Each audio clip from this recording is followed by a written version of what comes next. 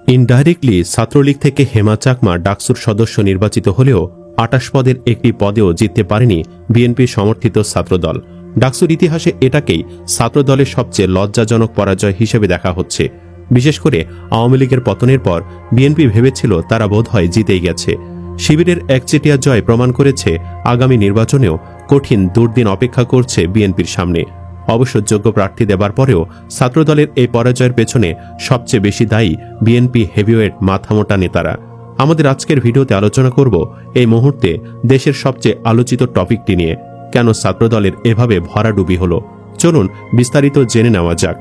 Number ১, ছাত্রদল নেতাদের নিজেদের অন্তর্কোন্দল। ডাকসু নির্বাচন ও ফলাফল মিলে বিশ্রামহীন প্রায় ২৪ ঘণ্টা সময়ে যা দেখেছি, যে তথ্য পেয়েছি, এতে ছাত্রদলের এ ভরাডুবির পেছনে বড় কারণ বলে মনে হয়েছে তাদের নিজেদের অন্তর্কোন্দল। ছাত্রদলের অনেকে চায়নি আবিদ হামিম ডাকসুতে জিতে আসুক, কারণ তারা জিতে আসলে উপরের পদে থাকা অনেকে গুরুত্বহীন হয়ে পড়বে। ভোট শেষ হওয়ার ২০-২৫ মিনিট আগেও কেন্দ্রীয় ছাত্রদল সভাপতি রাকিবুলের সাক্ষাৎকার নিয়েছিলাম। সে সময় রাকিবের কথা ভাষায় বুঝতে পেরেছি তাদের নিজের কাছে নিজের প্রত্যাশাটুকুও তারা পাননি।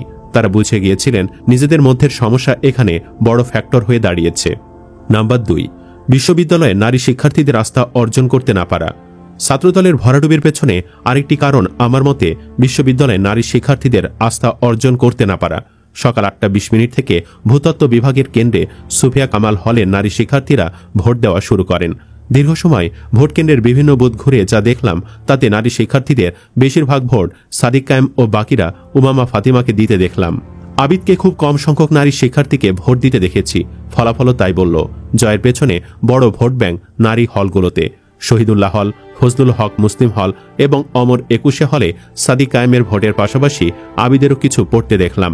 তবে ছেলেদের এই ৩টি কেন্দ্রে উমামা ফাতিমার ভোট কম দেখা গেছে। এবার আসি কেন নারী শিক্ষার্থীরা আস্থা অর্জন করতে পারেনি ছাত্রদল। বেশ কয়েকজন শিক্ষার্থীর সাথে কথা হয়েছে। তাদের মতে তারা অনেকে ছাত্রদলকে ছাত্রলীগের মতো একই ক্যাটাগরিতে পরিমাপ করেন। তারা মনে করেন ছাত্রদল জিতলে হলে আবার গ্রুপিং, র্যাগিংয়ের রাজনীতি ফিরে আসবে, না হয় তারা ছাত্রদলকে ভোট দিবেন। শিবিরের মতাদর্শের ধারে কাছেও নেই এমন নারী শিক্ষার্থীদের শিবিরকে ভোট দেওয়ার প্রশ্নই আসে না।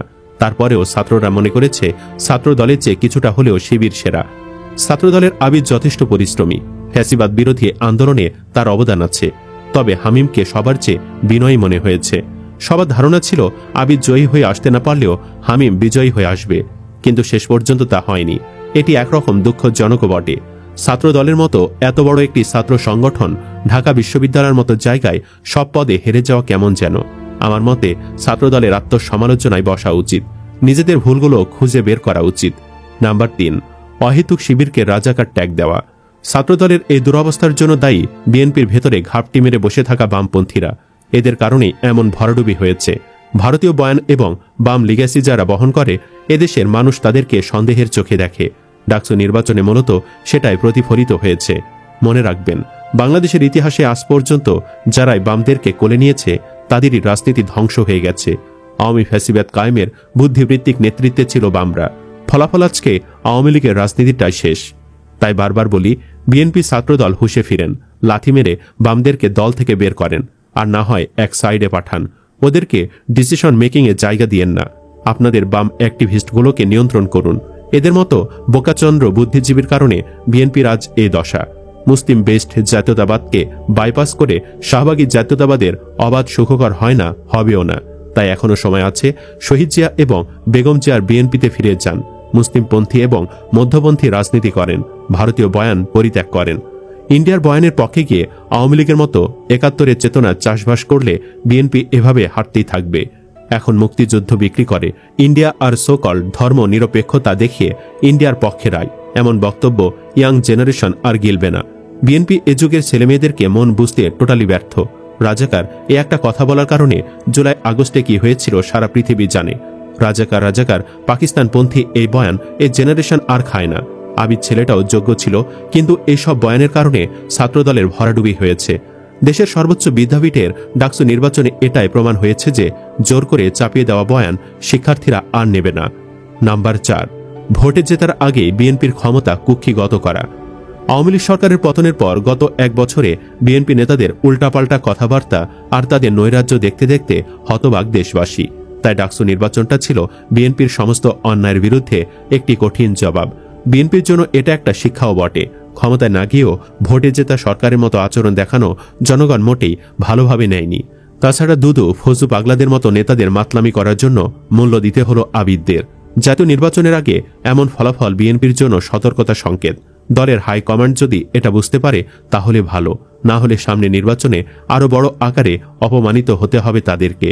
নাম্বার 5, সারাদেশে বিএনপির নৈরাজ্য। সারাদেশে বিএনপির নৈরাজ্য, চাঁদাবাজি, নির্যাতন, বিশৃঙ্খলা, দলীয় কোন্দল, দলীয় বিভাজন, নেতাদের চরিত্রহীনতা, ক্ষমতা ও অর্থ লিপ্সার কারণে ডাকসু নির্বাচনে ছাত্রদলের ভরাডুবি হয়েছে। পুরান ঢাকায় নৃশংসভাবে সোহাগ হত্যাকাণ্ডে বিএনপির অঙ্গ ও সহযোগী সংগঠনের নেতাকর্মীদের সম্পৃক্ততার ঘটনায় ব্যাপকভাবে চাপে পড়েছিল দলটি। এ ঘটনায় জড়িত যুবদল, স্বেচ্ছাসেবক দল ও ছাত্রদলের 5 নেতাকর্মীকে সংগঠন থেকে আজীবনের জন্য বহিষ্কার করা হলেও বিএনপি তীব্র সমালোচনার মুখে পড়ে। ছাত্র জনতার অভ্যুত্থানের পর বিএনপির নেতাকর্মীদের বিরুদ্ধে দেশের বিভিন্ন এলাকায় হামলা, খুন, দখল, অর্থ দাবি, আধিপত্য বিস্তার নিয়ে সংঘাত, দলীয় পদ পদবি নিয়ে সংঘর্ষের ঘটনায় এমনিতে দলটির ওপর খ্যাপা দেশবাসী। আর এ কারণেই ছাত্রদলের প্রার্থীদের ভোট দেয়নি জনগণ। নাম্বার 6, বিএনপির ছাত্রলীগ হয়ে ফিরে আসা। যারা ছাত্র শিবির করে তারা খুব ভদ্র, এ একটা পয়েন্ট যা আজকে ছাত্র শিবিরকে ডাকসু নির্বাচনে ভূমিধস জয় এনে দিয়েছে। যদিও ছাত্রদলের প্যানেলের ছাত্ররাও ভদ্র ও যোগ্য, কিন্তু তাদের হাইকমান্ডের মাতলামি ডুবিয়েছে ছাত্রদলকে। অন্যদিকে ছাত্র শিবির সাধারণ ছাত্রদের বোঝাতে সক্ষম হয়েছে যে ছাত্রদলের প্রার্থীরা জয়লাভ করলে তারা ছাত্রলীগের মতো আচরণ করবে, কিন্তু ছাত্রদল প্যানেল সাধারণ শিক্ষার্থীদের বোঝাতে অক্ষম হয়েছে যে তারা ছাত্রলীগের মতো নয়। বিগত 1 বছরে ছাত্রদলের কর্মকাণ্ডে নতুন কোনো রাজনৈতিক পরিবর্তন লক্ষ্য করা যায়নি, তাই তাদের এই ভরাডুবি। বিএনপির এই নির্বাচন থেকে শিক্ষা নেওয়া উচিত। মানুষ আর আগের মতো দখলবাজি, দলবাজি, সন্ত্রাসী রাজনীতি পছন্দ করছে না। তাই বিএনপিতে যোগ্য, সৎ, পরিচ্ছন্ন রাজনীতিবিদদের দিয়ে আগামী রাজনীতি করতে হবে। খারাপ, চাঁদাবাজ, সন্ত্রাসীদের দলে জায়গা দিলে আগামী রাজনীতিতে টিকে থাকা বা দলের ভাবমূর্তি রক্ষা করা কঠিন হয়ে যাবে। নাম্বার 7, উপাচার্যকে ধমকানো। ঢাকা বিশ্ববিদ্যালয় কেন্দ্র ছাত্র সংসদ নির্বাচনে দিনভর ভোট গ্রহণ শেষে বিভিন্ন অভিযোগ তুলে ধরতে বিশ্ববিদ্যালয়ের উপাচার্য অধ্যাপক ডক্টর নিয়াজ আহমেদ খানের সঙ্গে সাক্ষাৎ করেন কেন্দ্রীয় ছাত্রদলের নেতাকর্মীরা। এ সময় ছাত্রদলের ঢাকা বিশ্ববিদ্যালয় শাখার সভাপতি গণেশ চন্দ্র সাহা সাহসকে টেবিলে চাপড় দিয়ে উপাচার্যকে ধমকাতে দেখা গেছে। ছাত্রদলের নেতারা ইতোপূর্বে বহুবার এমন ঘটনা ঘটিয়েছে, সেটাও তাদের ভোট না পাবার পেছনে একটি কারণ। গণেশচন্দ্র সাহাকে দেখুন আর শিবিরের নেতাদের দেখুন, গণেশদের থেকে জাতি কি আশা করবে? এরা ছাত্রলীগ থেকেও ভয়ঙ্কর রূপ নিচ্ছে। ডাকসু নিয়ে তারা এমন উগ্র আচরণ করছে, জাতীয় নির্বাচনে তারা কি করবে এটা তার সামান্য ট্রেইলার।